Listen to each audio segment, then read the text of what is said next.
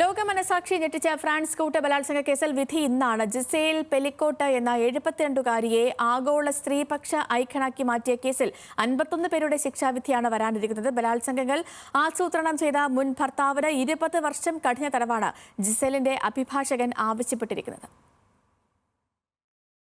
2011 മുതൽ 2020 വരെയുള്ള 10 വർഷ കാലയളവിൽ ജിസേൽ പെലിക്കോട്ട് എന്ന 72കാരി ബലാത്സംഗത്തിനിരയായത് 200-ലധികം തവണയാണ്. 27-നും 74-നും ഇടയിൽ പ്രായമുള്ള 70-ലധികം പുരുഷന്മാർ ഈ ക്രൂരകൃത്യത്തിൽ ഉൾപ്പെട്ടതായി കുറ്റപത്രം പറയുന്നു.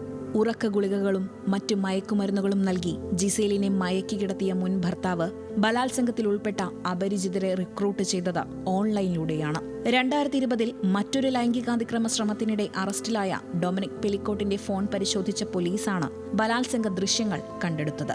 അപ്പോൾ മാത്രമാണ് ഒരു ദശാബ്ദ കാലത്തോളം തനിക്കെതിരെ നടന്ന അതിക്രമങ്ങൾ ജിസേൽ അറിഞ്ഞത്.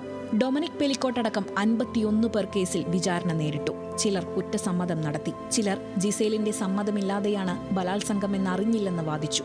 ചിലർ ബലാത്സംഗത്തിന് ഭർത്താവിന്റെ സമ്മതമുണ്ടായിരുന്നു എന്നും അതുകൊണ്ട് ഇതൊരു കുറ്റകൃത്യമല്ല എന്നും വരെ വാദിച്ചു.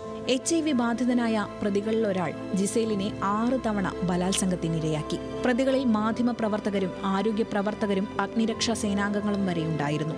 തിരിച്ചറിയാൻ കഴിയാത്ത 20ഓളം പേർ കേസിൽ ഇപ്പോഴും ഒളിവിലാണ്.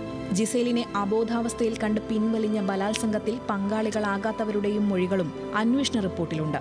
ഇവരിൽ ഒരാൾ പോലും സംഭവം റിപ്പോർട്ട് ചെയ്തില്ല. അവിടെയാണ് തുറന്ന കോടതിയിൽ വിചാരണ വേണമെന്ന നിലപാടെടുത്ത ജിസേൽ പെലിക്കോട്ട് ഒരു സ്ത്രീപക്ഷ ഐക്യനായി ഉയർന്നത്. തന്റെ പേരുൾപ്പെടെ കേസിന്റെ വിശദാംശങ്ങളെല്ലാം പുറത്തുവിടാൻ അവർ തീരുമാനിച്ചു. മാധ്യമങ്ങൾക്ക് മുന്നിൽ തനിക്കെതിരെ നടന്ന അനീതിയെക്കുറിച്ച് തുറന്നു സംസാരിച്ചു.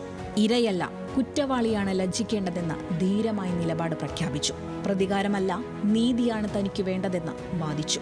കോടതിയിലേക്ക് മക്കൾക്കും കൊച്ചുമക്കൾക്കുമൊപ്പം എത്തിയ ജിസേലിന് ഐക്യദാർഢ്യം അറിയിച്ച് ഓരോ തവണയും 100 കണക്കിന് പേർ ഒത്തുകൂടി. അവർ ജിസേലിന് നേർക്ക് പൂക്കളെറിഞ്ഞ് വിളിച്ചു പറഞ്ഞു, ഞങ്ങൾ ഒപ്പമുണ്ട്. International desk, news Malayalam.